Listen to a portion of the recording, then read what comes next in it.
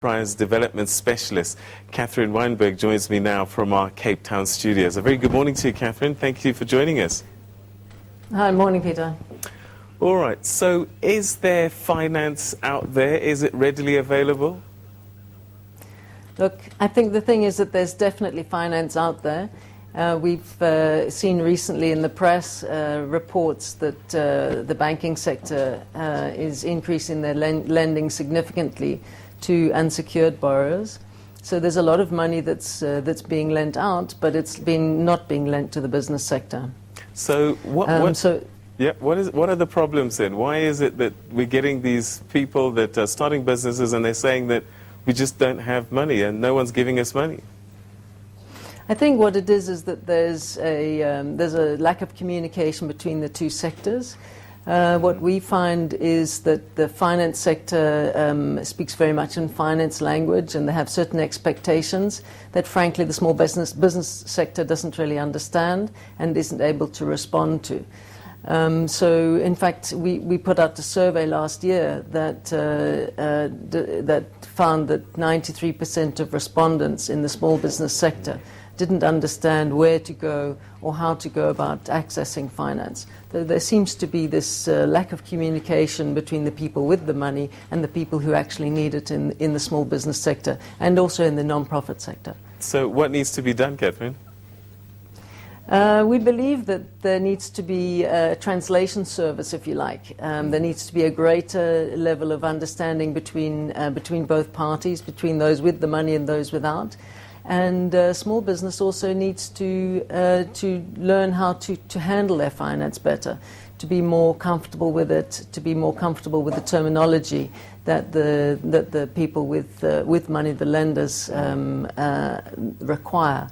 And we believe that part of our role actually is to help those two parties to come together in order to be able to understand each other, so that business can actually receive the money that they need, and South Africa can grow in this very crucial area of small business development. All right, so what you're saying is that it really more is about education and getting the right forms in order, business plans set up properly, and speaking the language that the banks can understand, and maybe the banks simplifying their language. Absolutely. I think you put the nail on the head. There's another area in South Africa we're hugely privileged that the government has prioritized small business as a key development area, and have certainly made huge funds available through various means. But unfortunately, the actual delivery of those funds is also not up to standard. You know, there are a lot of funds out there that are taking up to a year to actually be dispersed. So on the one side, there's definitely commercial funds that need to be accessed more readily. But government actually needs to come to the party, and it's not enough for them just to say, look, there's 8 million here in a fund. They actually need to be delivering. You know, they need to be getting more delivery orientated in actually getting those funds into the small business and the non-profit sector. All right, so what do we say to the person out there that has a great business idea, but he doesn't know what he doesn't know? What's the first port of call? Where should they start this process to get help? Well, the starting point, information is power. Yeah. And I think that information and being and feeling well equipped to go ahead and access those funds is very important.